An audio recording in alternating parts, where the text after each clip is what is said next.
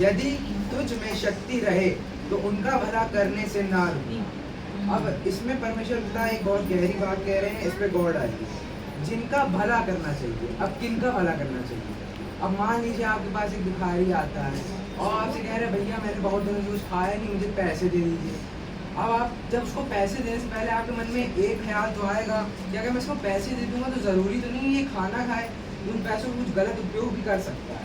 पर उसी जगह अगर कोई भिखारी आपसे कहता है कि नहीं भैया मुझे खाना खिला दीजिए, तो आप कुछ नहीं सोचेंगे, आप ये नहीं सोचेंगे कि मुझसे झूठ बोला, क्योंकि उसने डायरेक्ट आपसे बोला कि मुझे खाना खिला दीजिए, तो आप उसको सीधा खाना खिलाएंगे। इसमें एक और बात है, जैसे यदि तुझ में शक्ति रहे, अब मान लीजिए आपके पास 100 ही रुपए है उस समय, अब 90 की थाली है, आपको 90 की थाली लानी।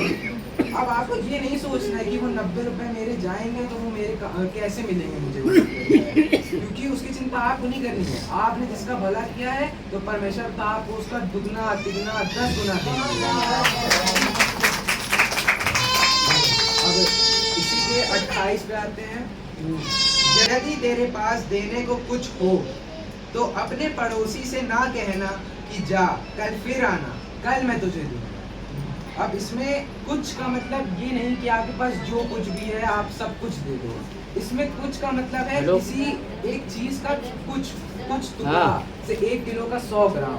अगर आपके पास 1 किलो का 100 ग्राम है तो इसमें उस कुछ की बात है, ये कुछ की बात नहीं है कि सब कुछ देना। तो इसमें कहा गया है, और परमेश्वर पिता ने कहा है कि अपने पड़ोसी से प्यार करो। तो इसमें पड़ोसी का मतलब ये नहीं है कि जो अगल बगल घर के रहते हैं, इसमें पड़ोसी का मतलब है जो आपके शुभ चिंतक हैं, जो आपके मित्र हैं, जो आपके साथ रहते हैं, जो आपके लिए अच्छा सोचते हैं, आपके लिए अच्छा करते हैं। तो परमेश्वर ने उनकी बात है, वो पड़ोसी।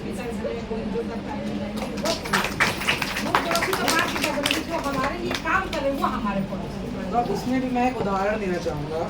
जैसे अब आपका एक बहुत अच्छा मित्र है, आपका शुभ चिंतक है, अब वो आपसे 5 किलोमीटर दूर रहता है और उसको 50 रुपए की बहुत ज़्यादा ज़रूरत है, उसे वो 50 रुपए चाहिए तो आपसे लेने आ रहा है। तो अब मेरे पास उस समय 50 रुपए नहीं है, मेरे पास सिर्फ 30 रुपए है।